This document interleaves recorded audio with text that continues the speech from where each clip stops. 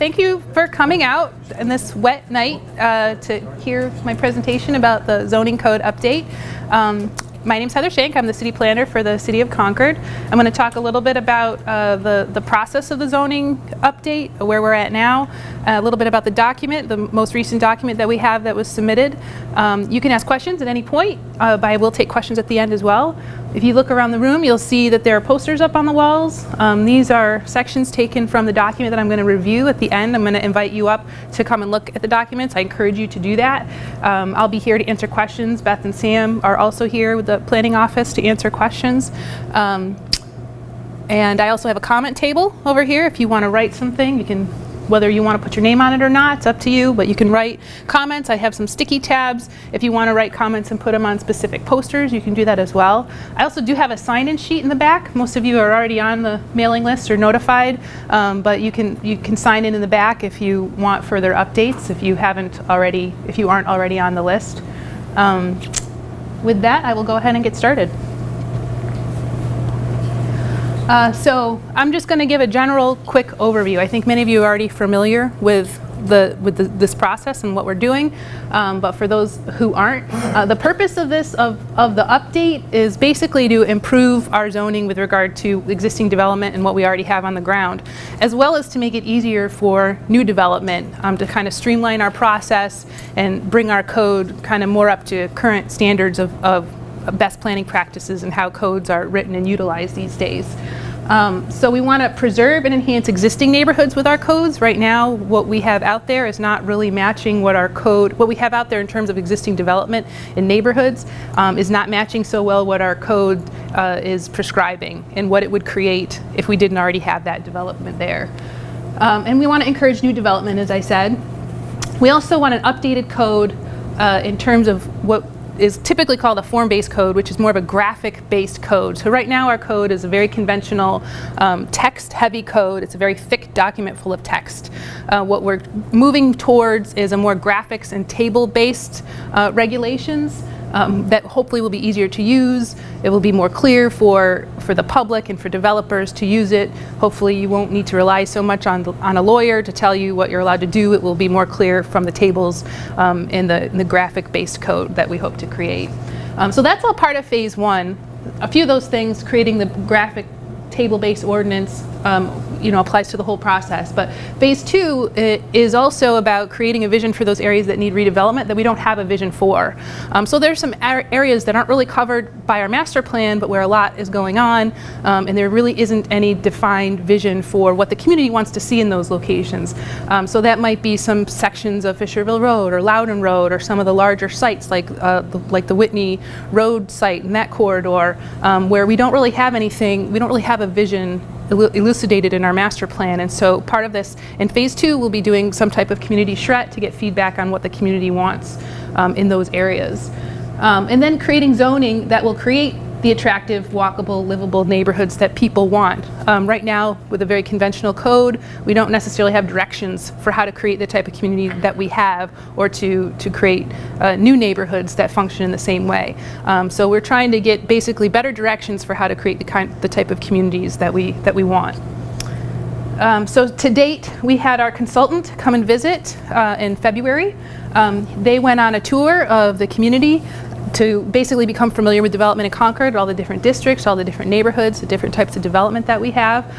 They engaged in a series of stakeholder interviews, probably about a dozen interviews with 6 to 10 people in each interview, to try to get a sense of what the issues are in the community. These were property owners, members of various committees and commissions, engineers, architects, developers, surveyors, people in the development community, but also people that represent neighborhoods and the different committees and commissions that function in the city. They also held a kickoff meeting where they introduced themselves and gave an overview of what they'll be doing.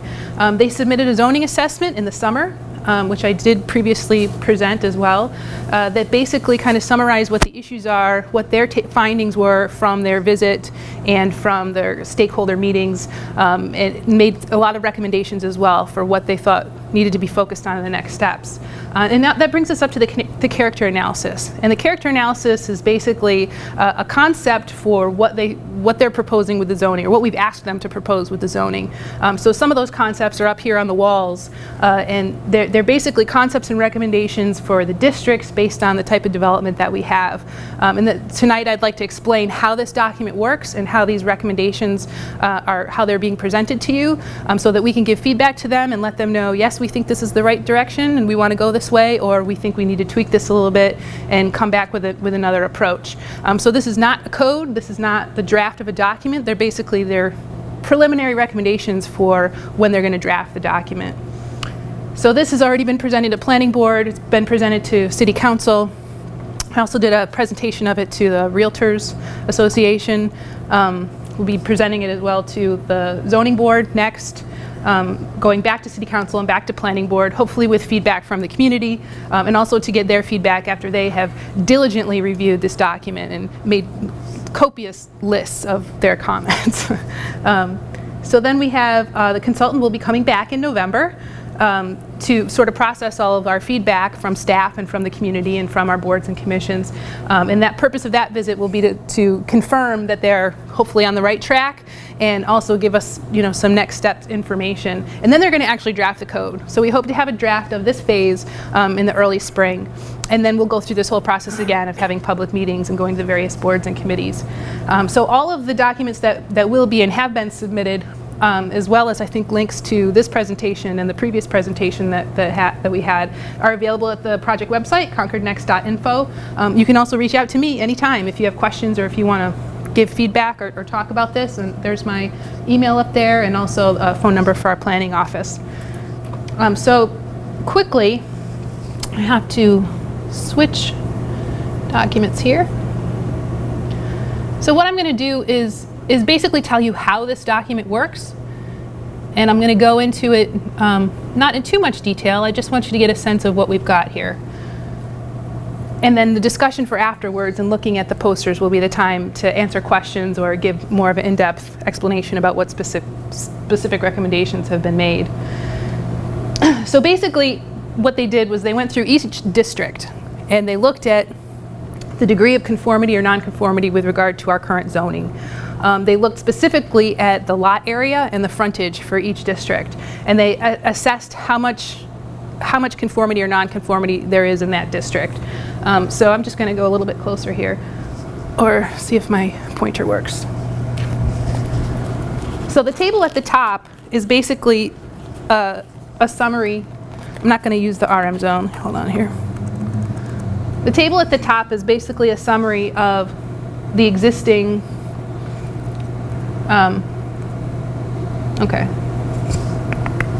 the existing standards for the district. So this is the RN district. So the existing standard for the lot size, the minimum lot size requirement is 10,000 square feet. The lot frontage minimum is 80,000 square feet. They're giving also the setbacks for the yards, the lot coverage, and the minimum height. Then they're telling you that they did a sample analysis of this district, various areas of this district throughout the municipality. They used GIS information basically and found that for the whole city there are 1,709 lots total that are zoned RN. Of those, 56% are non-conforming with regard to lot frontage or lot size. That's a huge number. So that's not good. That's not what we want our zoning ordinance to do. So then they took, so that's the city as a whole. They did statistical analysis of that. But then they took these sample areas. I'm having trouble getting this working. I will turn it on and we will see if now it works. Ah, magic. So this is the zoning summary for the whole district, and then down here is a summary of the area analysis that they did. So of this one study area that they took, this little red box here, they did an analysis of RN with those lots right there. So there were 77 lots that were zoned RN, and about a third of them were non-conforming with regards to lot size. They were between 7,500 and 10,000. About a third were between 5,000 and 7,000, and a small percentage were below 5,000 square feet. So then they did the same thing with lot frontage. And on the next page, you can see what that analysis looks like. So this is the area that they sampled. And this is the non-conforming with regard to lot size. You can see like it's mostly non-conforming. Everything that you can see here that's colored is some degree of non-conformity.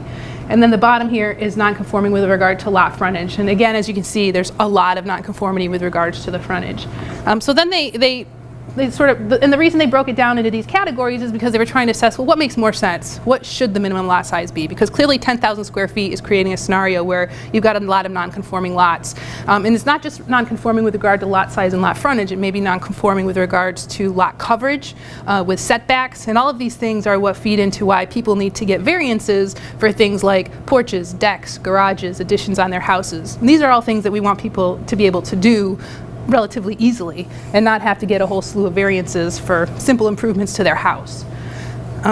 So they looked at those categories and they said, what makes the most sense? So up here at the top, they have some recommendations for what new districts that there should be. So the existing, they're saying, okay, well, let's keep the 10,000 square feet, but maybe we need a new one that's 5,000 square feet. And so when we do that, this is what that looks like. So you can still see, we still got some non-conformity. I mean, there's some really tiny lots out there that we're definitely not going to shrink down to make everything non-conforming. But the 5,000 with the 10,000 creates a scenario where you've got a lot more conformity, and that's what we're shooting for. So they've got some recommendations here on each page as well, about recommendations with the existing district and then recommendations for whatever it is that they're proposing. And most of the pages have a picture of the type of development character that that district represents and what we're trying to preserve and what we're trying to encourage. So that's a rundown basically of how all of these sections work. So we've got the RD, we've got the RH, CN, CU, and the districts that were chosen here are the ones that are part of phase 1. So the districts that you won't necessarily see are the ones where we determined that we need visioning, like the gateway performance or the general commercial or maybe the office performance, districts where we want the community to come out and say, hey, what do you think should be here? So the districts that you'll find in here are the ones that were included as part of phase 1. So that's basically the districts that are covered, and some of these are up on the walls.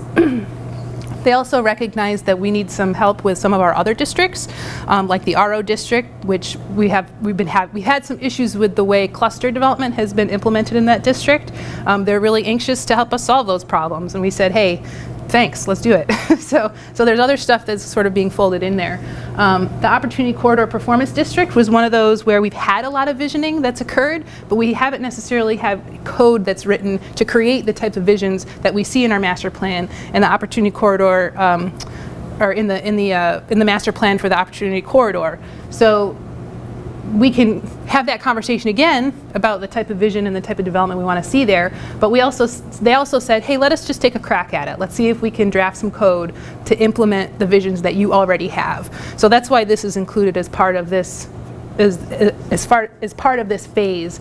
But we may decide that we want to go back to it in phase 2 and make it part of that visioning as well, depending on what we get out of it for this phase and how we feel about that. So one thing that they noticed is that we've got a lot of overlay districts, and that can create a lot of confusion for developers and property owners when they're looking at the dimensional standards for their district, but then they have to go to this other part of the ordinance and read completely different standards for this overlay, and it creates a lot of confusion. They said, you know what, why don't we just incorporate these overlays into the base district? So this may be oops, I don't know if you can see it there. This is the watershed overlay. So maybe we create a new district and just where we want that to be, and we just incorporate everything into one district. So all a person has to do is go to that one page, and they know exactly what they need to do if their property is in that district.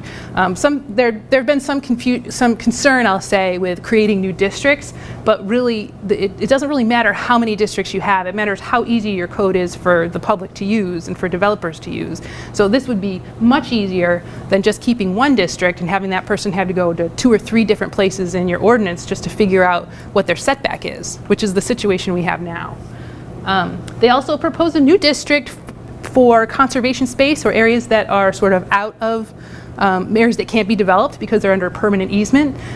So that's an interesting concept that we haven't had before. So we wouldn't be zoning things that are developable and then saying, oh, we want to move this into conservation. It would only be those parcels that are already for whatever reason, not developable because they're under permanent easement or something to that nature. So this might be this could be a fluid district. If we have a new development or new land that's purchased by the city and put under permanent easement, we might do an amendment to amend this zone, and the boundary of it would change. And that helps property owners and developers as well, because from the planning office, we often get phone calls from folks saying, hey, this property, and I want to do this, and I want to do that. And then we turn on the conservation layer, which they don't have access to, and we say, oh, sorry. So we want to make that information more available for people. So one thing that I pointed out to the consultants is that it's great that we have this analysis of lot coverage, or of lot size and lot size and frontage, but setbacks and lot coverage are two other factors that really significantly affect whether or not people end up having to get variances. And so we all sort of acknowledged that an in-depth analysis of those things would be too time intensive, but they did recognize that this is, in many ways, is more important to get right so that we can avoid unnecessary variances. So this will kind of be an ongoing conversation about what those correct numbers are as we sort of apply things in the field and see how they work.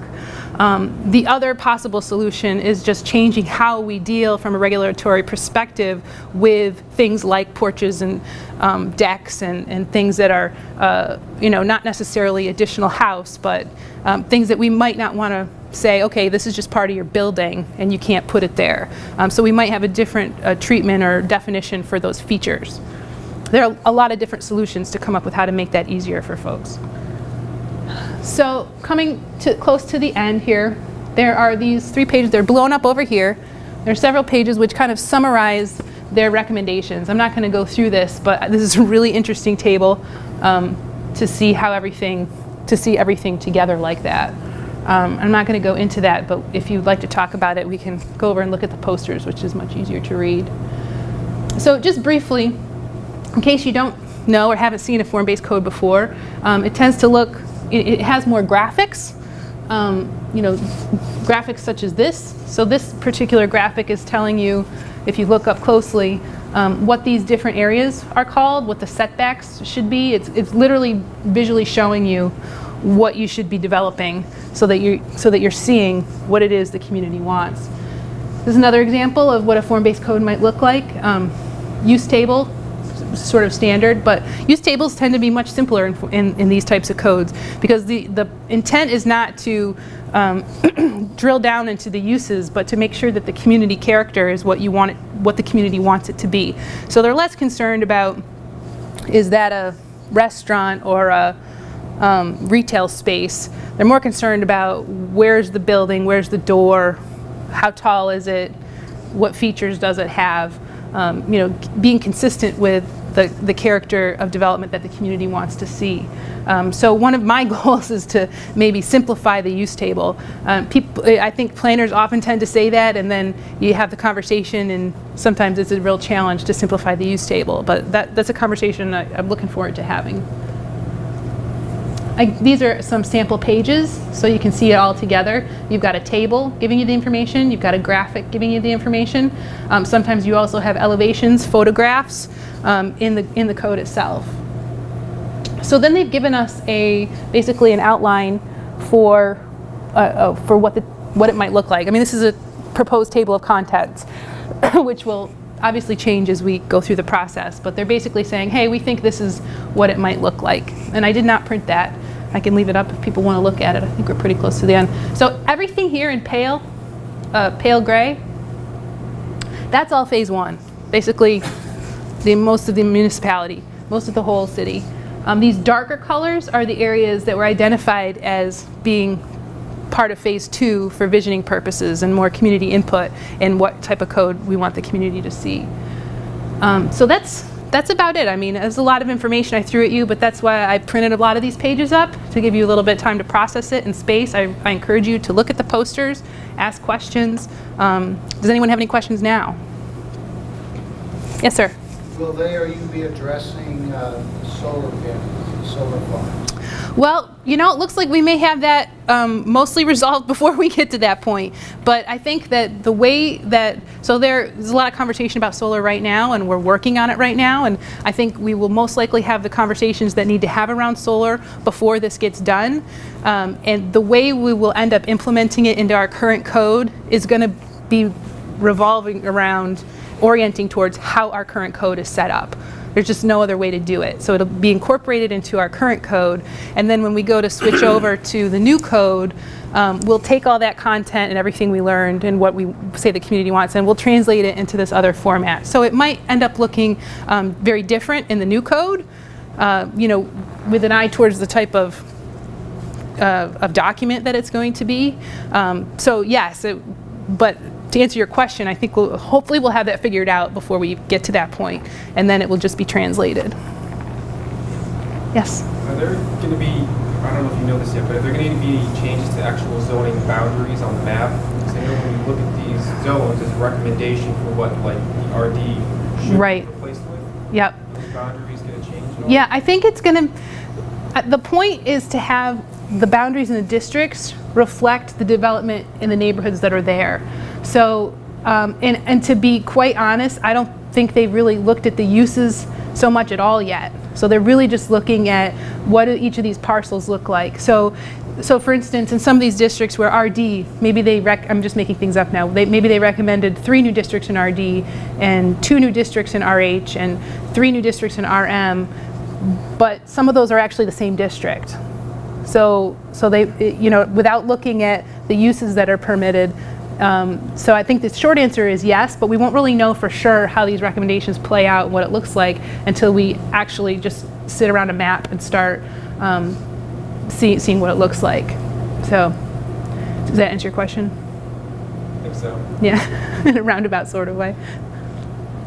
The goal was not to redraw boundaries for the sake of any particular statement about what districts should be where. The goal is really just to see what these dimensional standards, because that's the character, right? I mean, you have some lots that are really large lots with really large houses that may end up being a different district than 3 blocks where it's all just very small lots with different types of houses. So it's not to say, oh, this one should be multifamily and this one should be duplex. It's more about how they both look. And so yeah, the boundaries may end up getting redrawn, but you know, it'll ultimately be up to the community, you know, council and staff what we all feel is a good idea in the end. Yep. How does it change the economic development engine as far as developable property within the certain districts? So if you've got setbacks, if you've got buffers, if you've got certain requirements as far as how you do it and how you develop a property, will this make it easier? We hope so. That's the whole point. So for instance, one of the big sticking points with the consultants is the way that we handle multifamily housing. The way that multifamily housing is written into our ordinance is really geared more towards like big suburban developments. But you know, we're an urban downtown, and so for someone who wants to build like basically a new apartment building downtown, they've got all these requirements that really shouldn't apply, like 25-foot buffers or certain setbacks or certain lot requirements. So they might need 1.5 times the lot frontage for that multifamily or duplex or whatever, when maybe that's not consistent with really what the neighborhood looks like. You know, you've got a multifamily right here on this tiny lot, and now you're telling this guy that he's got to, you know, consolidate 3 lots to do the same thing. So that's the type of stuff we hope to make it easier. I mean, people have come to us with very good ideas about attached housing and multifamily housing that we're like, okay, here's the 6 variances you need. So we're trying to fix that so that they can just do that, because that definitely discourages development when you tell somebody, we think it's a great idea, oh, but by the way, you need to get, you know, 5 or 6 variances. So I saw a lot in the document about the character of the neighborhoods. It's great if you've got a specific area that you're targeting, whether it's an existing area in the south end where it's very densely populated, or if it's another area where there's a lot. Where do you draw those lines, and how solid are they going to be as development starts to take place and as you start to move and contract? Does the form-based code give you a little bit of flexibility to to change those boundaries, and specifically maybe historic districts and things like that? Do you have the ability to I don't know if it's rezoned or you change the use? Is that what you do? No, I don't think it's about changing the use, but I think this is a great question because, our consultants, they look at some of the things in our code and they're like, well, just change it. And, I think in Concord, changing the zoning boundaries hasn't happened. I mean, even when they came up with this code 15 years ago, the boundaries themselves didn't change a whole lot. So I think there's a real reluctance to change those boundaries, but I think that from the perspective of maybe the fact that you're saying development's very fluid, there's a lot going on, neighborhoods change, I think we do need to be a little bit more not reactive, but a little more responsive to those things. So it's a balance. You have a neighborhood that expects a certain type of development and they consider their neighborhood character and their property values based on a certain type of development, and then you have development pressure. So I think partially we want to shift that pressure to areas where there's vacancy, and where we need redevelopment. So on the one hand, you want people to feel comfortable in their neighborhoods that it's not going to change. And on the other hand, sometimes you do need to change those boundaries to respond. And I think the national planning perspective is that, you have to be more flexible.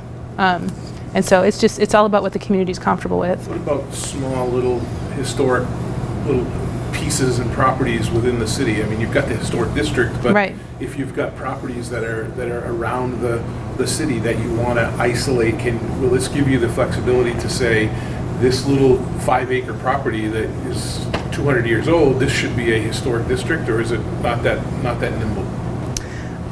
I think that would depend on the city of Concord and how we want to do something like that. That isn't part of necessarily the scope, but communities vary greatly. Our consultants looked around our city and they said, this entire area should be a historic district. They felt like our historic district was really inadequate. I mean, they feel that we have a lot of incredible history and character and architecture that should be protected. So that's where they're coming from. I mean, they probably would put a giant, historic district, like this is the historic district, So I think it just depends on the values of the community and what the majority of the community wants to protect and what they're willing to do in terms of the code and those types of changes. I don't think that answered your question. No, but that's good. No, that's fine. Anyone else? Well, I thank you again for coming. I'm here. I can answer questions. I will direct you now to the posters. Appreciate your time.